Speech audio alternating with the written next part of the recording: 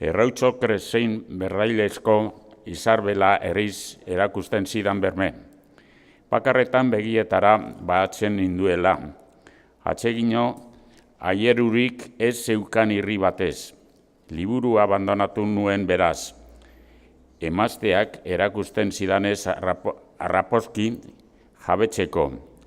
Astapenean poliziaz eta giroaren samurtasunaz erabat bildurri gero. Bilkuratik etxera heldu nintzenean gau hartan akidura ziztan ez nuen sentitzen. Alderantziz, sekula ez bezalago zenengoen. Gaznabila oskatilua maizkatu nuen eta ardi esnez ekoitziek irukilainoan lan zegoen. Noski, ene eiduri. Alessandro Handiaren ekialdeko armadaren erdiabederen aseko zituzken zerrak moztu nituen. Maiaizkinean jarri nintzen. Zabiertxo botxako iluneko egiterau musikala entzuten.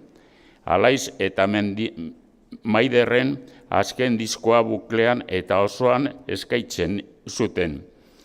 50. kapituloa ireki, Azularren predikuen bilduma aurrean. Paradisuko bidean infernuko, baino errezago zela irakasten zigun horrietako justuki. Hegazkineko emaztean aspaldiko oroitzan buru alorra bustitzen zizkidalan. Hegazkinetatik jaiztea gainela. Andereak Leiotik metropoliko bide nagusi autoz anpatuak susmatzen zituela erran zidan. Eta agian nekezen bait edukiko zeulan aki goizean etxerako.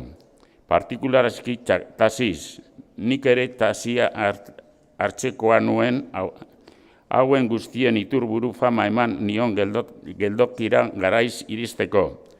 Ez nuke trena huts egin behar, ez zaizu horrelakori gertaku lasai.